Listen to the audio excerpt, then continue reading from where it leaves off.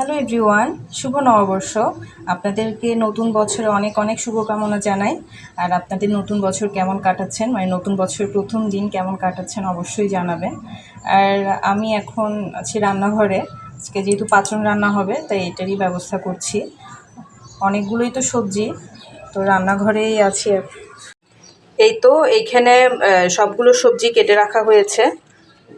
এতে এখানে একটা আছে, আর এখানে পাঁচনের জন্য 28 রকমের সবজি কেটেছি। অলরেডি কাটাও শেষ আর ধোয়াও হয়ে গেছে, এখন শুধু রান্নার পালা। সাথে এখানে তিত করলাও চাকচাক করে কাটা হয়েছে, এগুলো ভাজি করব। আর এখানে আছে গিমা শাক। আপনারা গিমা শাক কখনো খেয়েছেন কিনা জানি না। আর এই শাকটা অনেক বেশি তিতা হয়, কিন্তু আমার খেতে অনেক ভালো লাগে। আজকে চৈত্র সংক্রান্তিতে আমরা এই গিমা শাকটা খেয়ে থাকি। এটা আমি বিচি দিয়ে রান্না করব। বিচি বলতে বিভিন্ন ধরনের বিচি আছে, শিমের বিচি, লম্বা ফরাস শিমের বিচি, আর এমনিতে ছোটো শিমটাকে কী বলে জানি না, ওই শিমের বিচি, 2 রকমের শিমের বিচি। তারপর হচ্ছে যে ফেলু ডাল, তারপর হচ্ছে আর কি আছে হচ্ছে বুটের ডাল, মটর ডাল, এই সবগুলো দিয়ে বিভিন্ন ধরনের ডাল বিচি এগুলো দিয়ে এটা রান্না করব।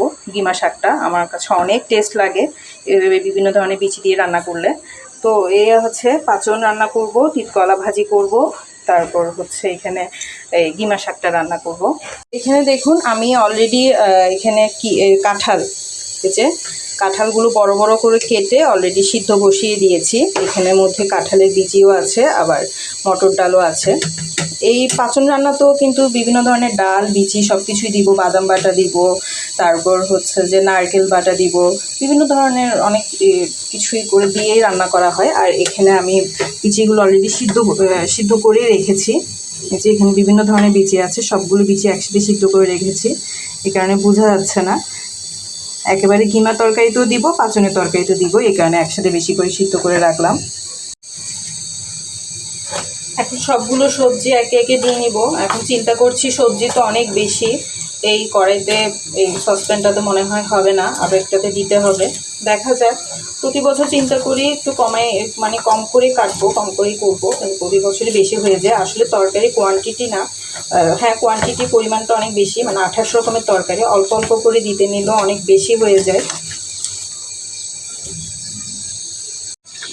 অনেকে তো এখানে বিভিন্ন ধরনের শাকও দেয়, যত রকমের শাক পাওয়া যায় সবগুলোই দেয় অল্প অল্প করে, মানে ওষুধের মতো কাজ করে। কোনটাতে কী গুণ আছে তা তো বলা যায় না, এই কারণে বিভিন্ন ধরনের শাক দেয়। তো আমি অতগুলো শাক পাইনি, আমি লাউ শাক ছিল আমার বাসায়, আর হচ্ছে কলমি শাক ছিল, দুইটাই দিয়েছি।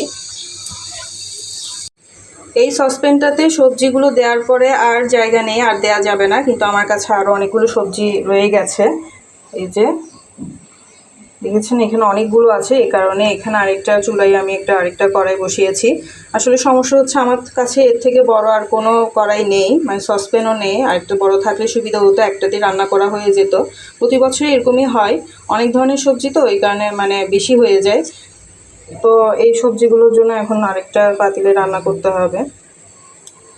এই তো আমার অলরেডি পাঁচন রান্না হয়ে গেছে। এখান থেকে অলরেডি প্রতিবেশীদেরকে জন্য পাঠানো হয়ে গেছে, আবার বাচ্চার বাপ এদেরকেও খেতে দিয়েছি।